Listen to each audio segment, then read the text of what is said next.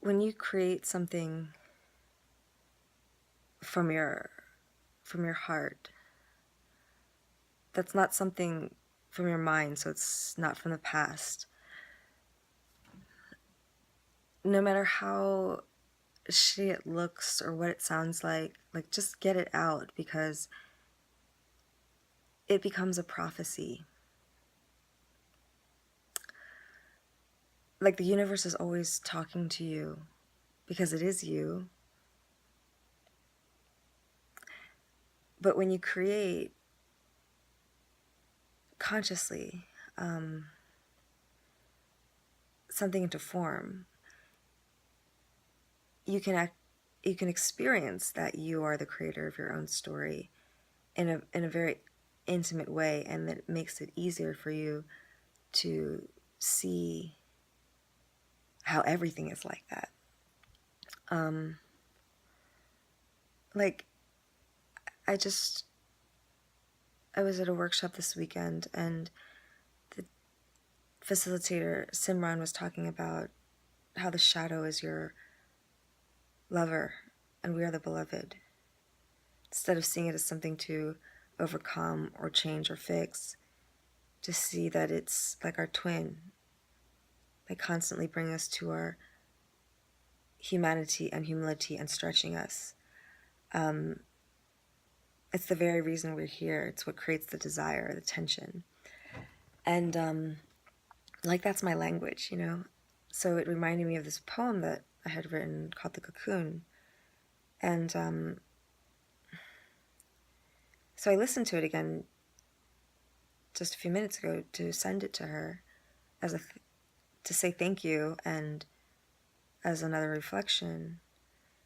And when I listened to it, I realized it's like I meant it when I wrote it then,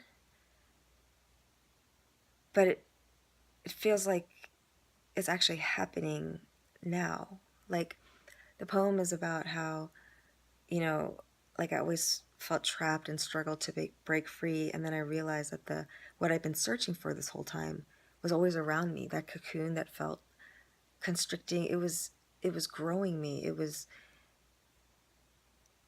helping me become strong and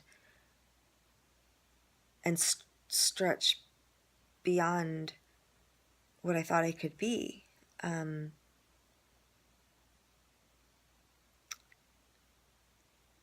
Yeah, knowing that we're already home, but having to have a reason to stretch beyond our old story of ourselves.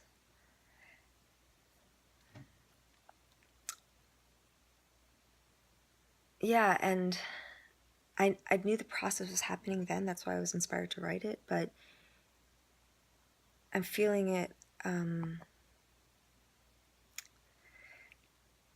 just I just felt the truth of it now, and it was so gratifying to, like, you know, when you read something that's so good and or hear a song and it's like, oh my gosh, that person said something better than I could say it myself.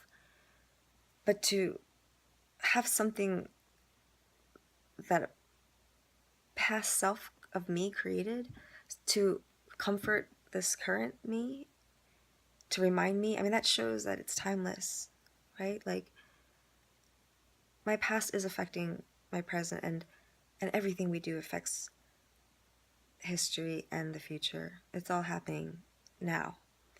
Oh, so I'm going to share a poem that I haven't read this, but I kept thinking about this one, and oh, okay.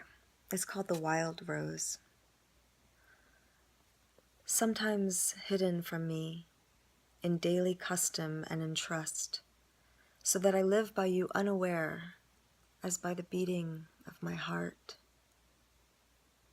Suddenly you flare in my sight, a wild rose, a wild rose blooming at the edge of thicket, grace and light where yesterday was only shade. And once again, I am blessed, choosing again what I chose before. Yeah, this is what marriage is to me. This is what creative communion is. It's not the commitment to stay with someone until the end of time, because there's no end of time, because there's no time. It's committing to be fully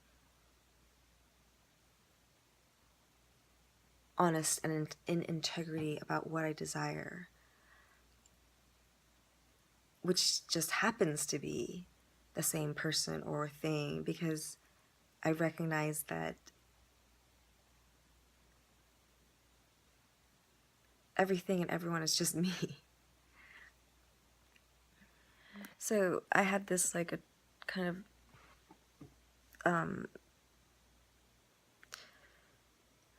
what's the word? Perennial question of like, how do you reconcile the idea of, surrender and letting go and allowing things to move through you with the idea of like that we're co-creators and, we're here to be dynamic and active. Like, how does that work? And it goes back to it's about changing perspective. So expanding your view of self to include the energy that's moving through you. So you are not creating and allowing something to move through at the same time that the bigger you is. And what I keep having to remember is that as soon as you ask the question, then you're not in trust and you're back in separation. Because when you ask a question like, what am I to do next? Or is this right? Or what's the best way? Anytime you ask a question, you have separated yourself from the answer, because we are the question. We are the answer unfolding. But when you ask the question, you're actually in your mind, which is on the future or the past, and you're not in your heart, which is the only place that can show us the answer. So really, it's like, and every moment being that place of pure innocence and creation, not creating to do something that's better than the past, or to create an idea that we had yesterday.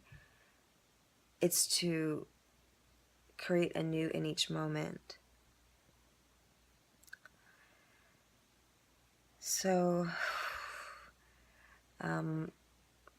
my work is to just, breathe and really trust that life is taking care of me. Life knows what's going to happen. Life